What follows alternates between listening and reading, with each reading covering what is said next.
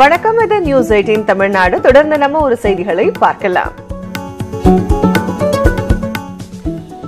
கோவை பொள்ளாச்சி வால்பாறை சாலையில் தென்னை நார் ஏற்றிச் சென்ற லாரி திடீரென தீப்பிடித்து எரிந்தது.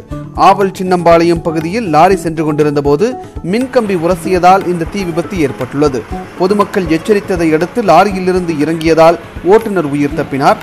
2 மணி நேர போராட்டத்திற்கு பிறகு தீயணைப்பு வீரர்கள் தீயை அணைத்தனர்.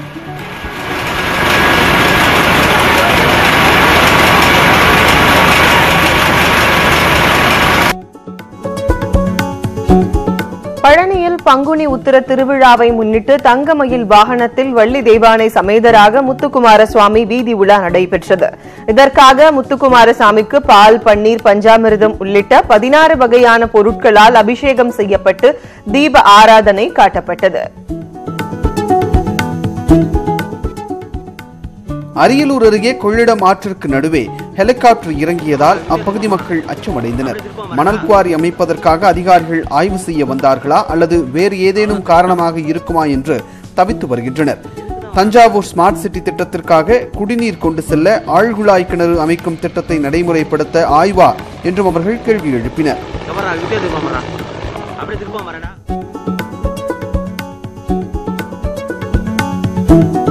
நாமக்கல் நாடாளுமன்ற தொகுதியில் வாக்களிக்க வேண்டியதன் அவசியத்தை உணர்த்தும் வகையில் கையெழுத்து இயக்கம் நடைபெற்றது. நாமக்கல் அரசு மருத்துவமனையில் நடைபெற்றது. அனைவரும் வாக்களிப்பதால் ஏற்படும் நன்மைகளை தெரிந்து கொள்ளும் வகையில் இந்த கையெழுத்து இயக்கம் ஏற்பாடு செய்யப்பட்டிருந்தது. கல்லூரி மாணவ மாணவிகள் கலந்து கொண்டு கையெழுத்திட்ட இந்த விழாவில் தேர்தல் பணியில் ஈடுபட உள்ள அலுவலர்கள் பலர் பங்கேற்றனர்.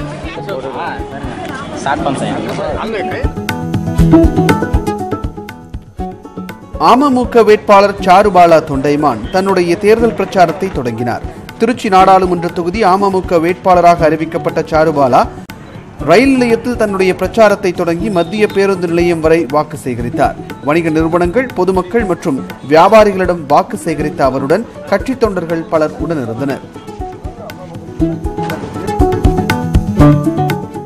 லால்குடி அருள்மிகு சப்தகிரீஸ்வரர் கோவில் தேரோட்டம் வெகு சிறப்பாக நடைபெற்றது. திருச்சி மாவட்டம் திருத்தத்துறையில் நடைபெற்ற இந்த தேர் திருவிழாவில் பல்லாயிரக்கணக்கான பக்தர்கள் பங்கேற்று சாமி தரிசனம் செய்தனர். 75 ஆண்டுகளுக்கு பின் புதுப்பிக்கப்பட்ட தேரில் சாமி வீதி உலா வந்தது.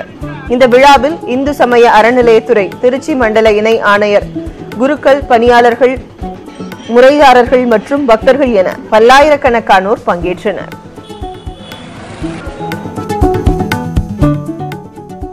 சேலம் புதிய பேருந்து நிலையம் பகுதியில் 5 லட்சம் ரூபாய் மதிப்புள்ள பிளாஸ்டிக் பொருட்கள் பறிமுதல் செய்யப்பட்டுள்ளன.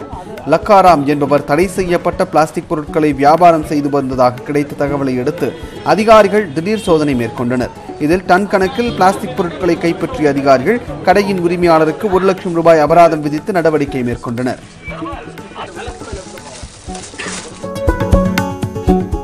தூத்துக்குடியில் ரயில் முன் பாய்ந்து சிறப்பு உதவி ஆய்வாளர் தற்கொலை செய்து கொண்ட சம்பவம் சோகத்தை ஏற்படுத்தியுள்ளது. தேர்தல் பறக்கும் படையில் சிறப்பு ஆய்வாளராக பணியாற்றி வந்த இவர் VMS நகர் தண்டவாளத்தில் இருசக்கர வாகனத்தை நிறுத்திவிட்டு ரயில் முன் பாய்ந்து தற்கொலை செய்து கொண்டதாக காவல்துறையினரின் முதற்கட்ட விசாரணையில் தெரியவந்துள்ளது. தற்கொலைக்கான காரணம் என்ன என்பது குறித்து 2ஆம் கட்ட விசாரணையை தொடங்கியுள்ளனர். புதுக்கோட்டை திருவப்பூர் முத்துமாரியம்மன் கோவில் திருவிழா நிறைவு நாளை முன்னிட்டு 1000க்கும் மேற்பட்ட பெண்கள் முளைப்பாரி எடுத்து அம்மனை வழிபட்டனர்.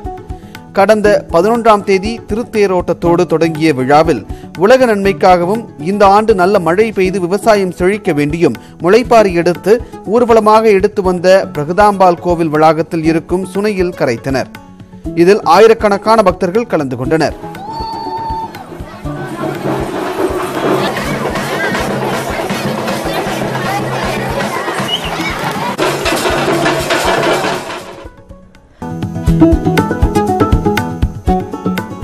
அழகப்பா பல்கலைக்கழக துணைவேந்தர் ராஜேந்திரனுக்கு NCCயின் சார்பில் கௌரவ கர்னல் பட்டம் வழங்கப்பட்டது.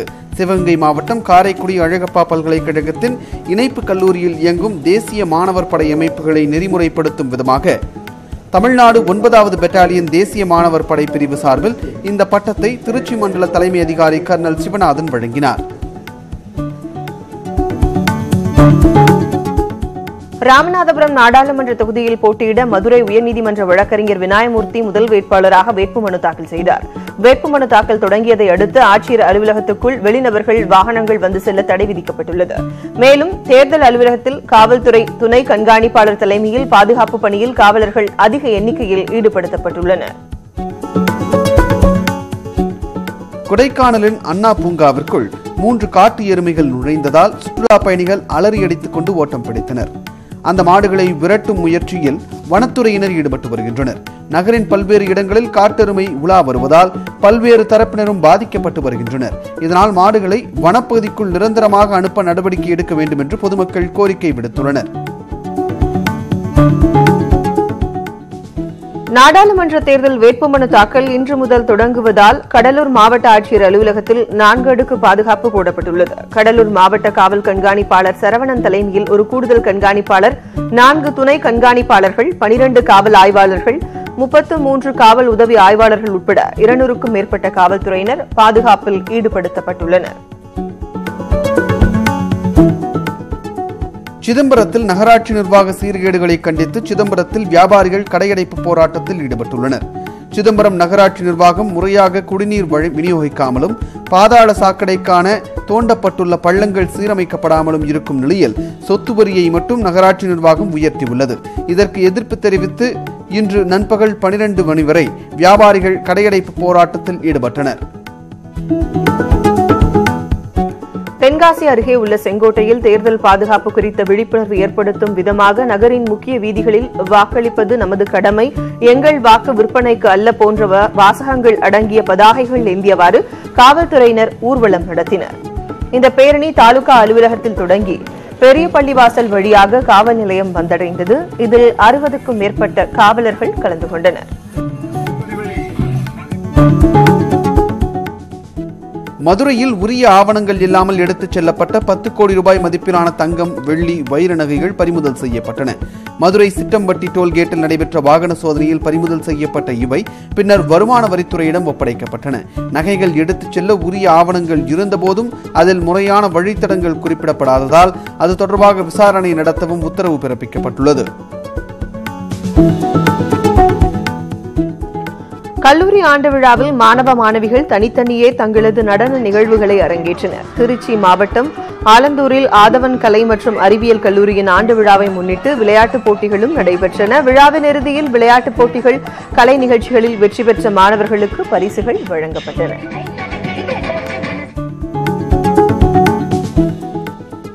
திண்டுக்கல் தொகுதியை கூட்டணி கட்சிக்கு ஒதுக்கியதால் அதிமுக தொண்டர்கள் அதிருப்தியில் உள்ளனர். தேர்தல் களத்தில் முதன்முறையாக அதிமுக வெற்றி பெற்ற தொகுதி என்பதால் இதுவரை எம்ஜிஆர், ஜெயலலிதா இருவருமே இந்த தொகுதியை கூட்டணி கட்சிகளுக்கு ஒதுக்கியதில்லை.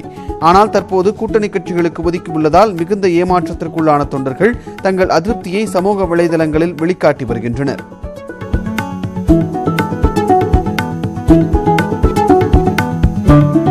நாடாளுமன்ற தேர்தலுக்கு தமிழகத்தில் இன்று முதல் வேட்புமனு தாக்கல் தொடங்கியது. இதைத் தொடர்ந்து நாமக்கல் மாவட்ட ஆட்சியர் அலுவலகத்தில் வேட்பாளர்கள் வேட்புமனுவை தாக்கல் செய்ய தொடங்கியுள்ளனர்.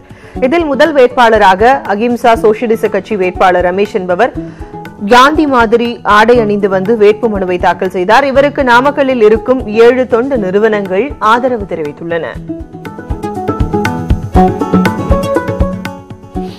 பூட்டி கிடக்கும் நூலகத்தை திறந்து மக்கள் பயன்பாட்டிற்கு விட வேண்டும் என்று பொதுமக்கள் கோரிக்கை விடுத்துள்ளனர். நாமக்கல் மாவட்டம் அக்கரப்பட்டியில் சுமார் 300க்கும் அதிகமான குடியிருப்புகள் மக்கள் வசித்து வருகின்றனர். அப்பகுதியில் 2010 அமைக்கப்பட்ட நூலகம் கடந்த சில ஆண்டுகளாக பராமரிக்க பணியாளர்கள் இல்லாமல் பூட்டியே கிடக்கிறது. இதனால் அதில் உள்ள புத்தகங்கள் பயன்படுத்த முடியாமல் அழியும் நிலை ஏற்பட்டுள்ளது.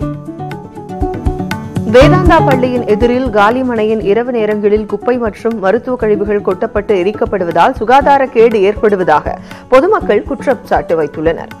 சென்னை வடநும்பல் ரோட்டில் நடைபெறும் இந்த அத்துமீறல் குறித்து நகராட்சி அலுவலரிடம் புகார் அளித்தும் எந்த நடவடிக்கையும் எடுக்கவில்லை என்றும் இந்த பகுதி மக்கள் வருத்தம் தெரிவிக்கின்றனர். நுகர்பொருள் வாணிபக் கழக நெல் மூட்டைகளை ஏற்றுவதில் திருவாரூர் மற்றும் குடவாசல் லாரி சங்கத்தினரிடையே மோதல் ஏற்பட்டது. திருவாரூர் லாரி உரிமையாளர் சங்கத்தில் பணியாற்றும் லாரி ஓட்டுநரை குடவாசல் லாரி உரிமையாளர் சங்கத்தை சேர்ந்தவர்கள் கடுமையாக தாக்கியதில் அவர் சம்பவ இடத்திலேயே மயங்கி விழுந்தார். அவரை மீட்டு மருத்துவமனைக்கு அனுப்பி வைத்த சக ஓட்டுநர்கள் தாக்குதலில் ஈடுபட்ட 7 பேர் மீதும் நடவடிக்கை எடுக்க வேண்டும் என்று மாவட்ட காவல்துறை கண்காணிப்பாளரிடம் மனு அளித்தனர்.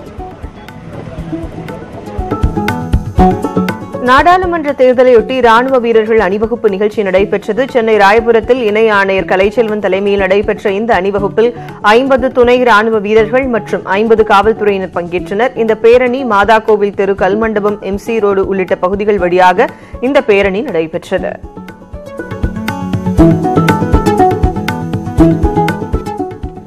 பங்குனி உத்திரத்தை முன்னிட்டு புதுச்சேரி வில்லியனூர் சிவபாலசுப்பிரமணியர் கோவில் திருத்தேரோட்டம் இன்று வெகு விமர்சையாக நடைபெற்றது. அதில் திரளான பக்தர்கள் கலந்து கொண்டு தேரை வடம் பிடித்து இழுத்து சுவாமி தரிசனம் செய்தனர். அலங்கரிக்கப்பட்ட திருத்தேரில் வள்ளி தேவானையோடு சிவபாலசுப்பிரமணியர் சுவாமிகள் முக்கிய வீதிகள் வழியாக உலா வந்தார். தேரோட்டத்தை முன்னாள் சட்டமன்ற உறுப்பினர் நடராஜன் வடம் பிடித்து இழுத்து தொடங்கி வைத்தார்.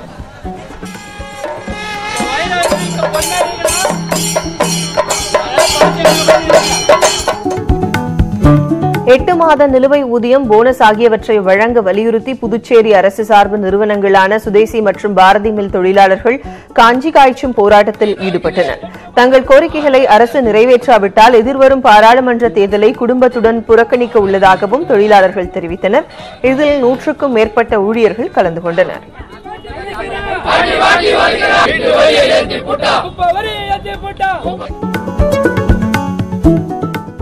கல்வி உதவித் தொகையை உடனடியாக வழங்க கோரி கல்லூரி மாணவர்கள் வகுப்புகளை புறக்கணித்து போராட்டம் நடத்தினர்.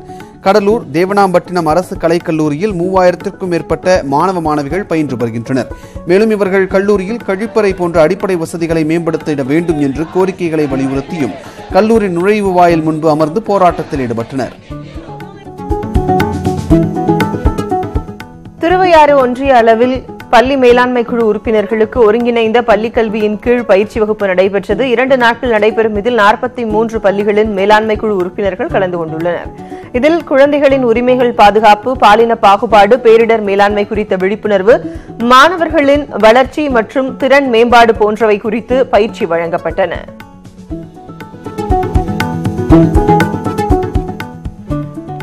நீலகிரி பாராளுமன்ற தொகுதியில் 78 வாக்குச்சாவடிகளுக்கு மாவோயிஸ்ட் அச்சுறுத்தல் இருப்பதால் அவை பதற்றமானவைகளாக அறிவிக்கப்பட்டுள்ளன.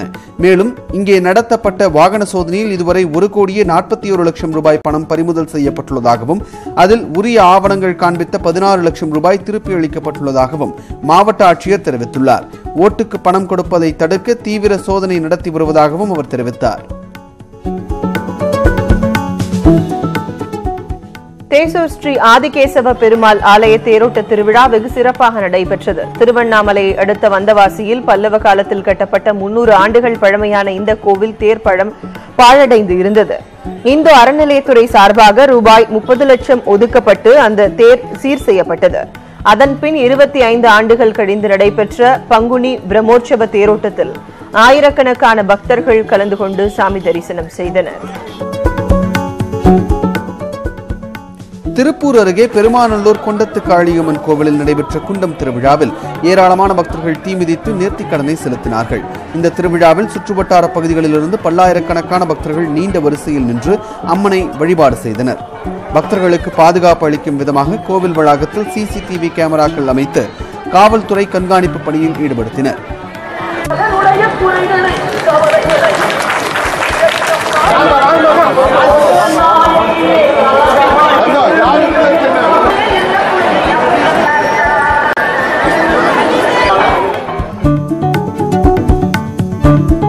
தமிழ்நாடு கல்வியக்கம் மற்றும் தமிழ்நாடு விவசாய சங்க கூட்டமைப்பின் சார்பாக திருப்பூர் பாராளுமன்ற தொகுதியில் போட்டியிட முடிவு செய்துள்ளனர்.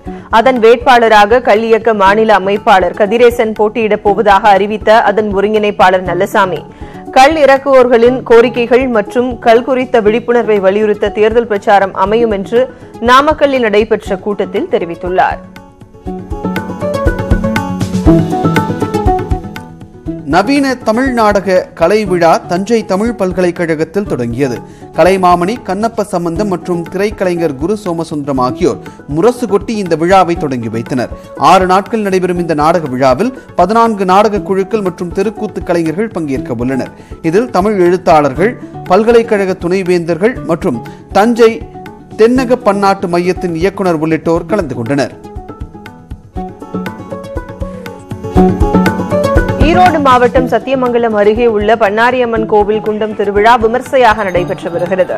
ஆண்கள் பெண்களோடு சேர்ந்து திருநங்கைகளும் குண்டத்தில் இறங்கி அம்மனை வழிபட்டனர். குண்டம் இறங்கும் போது கருவறையில் உள்ள பண்ணாரி அம்மன் வீணை அலங்காரத்தில் பக்தர்களுக்கு அருள் பாலித்தார். வரும் 25ஆம் தேதி மறு பூஜையுடன் விழா நிறைவு பெறுகிறது. இதில் தமிழகம் மற்றும் கர்நாடக மாநிலத்தில் இருந்து 1 லட்சத்திற்கும் மேற்பட்ட பக்தர்கள் பங்கேற்றனர்.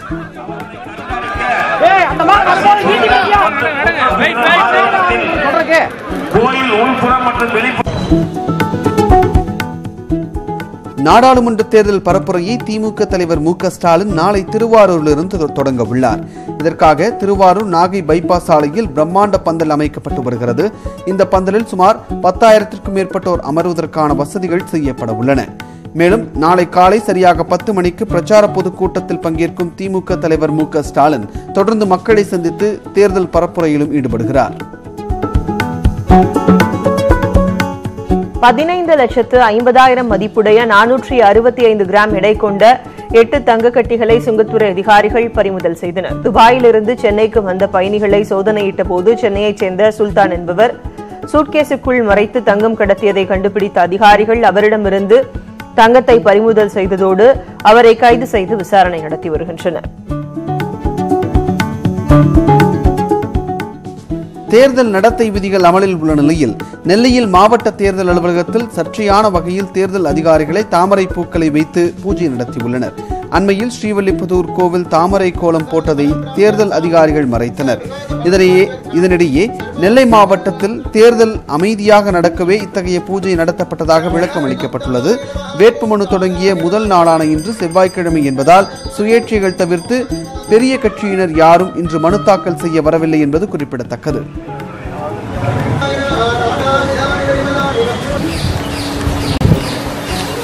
विशिष्टायामस्यां वर्धमानायां भूतस्य अनारमुगारमगारवं परिपूर्णानुग्रह प्रसाद फलप्राप्त्यर्थं स प्रसाद फलप्राप्त्यर्थं सर्वाभीष्टजगदाभिलाषित्यर्थं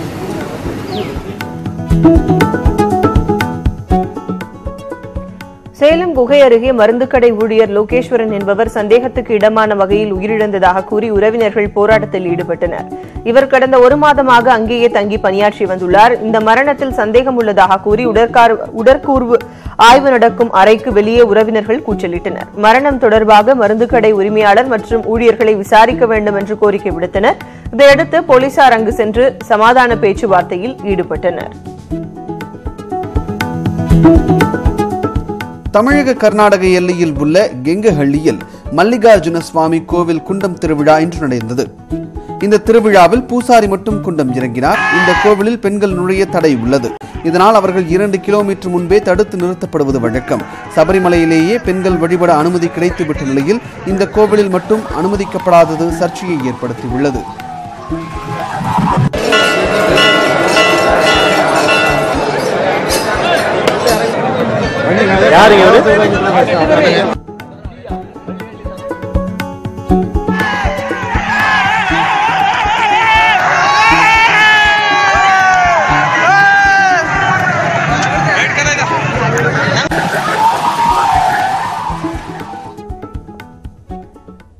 இத்துடன் நம்ம ஒரு செய்திகள் நிறைவு பெறுகிறது. செய்திகளை விரிவாக தெரிந்து கொள்ள www.news18tamil.com இணையதளத்தை பாருங்கள்.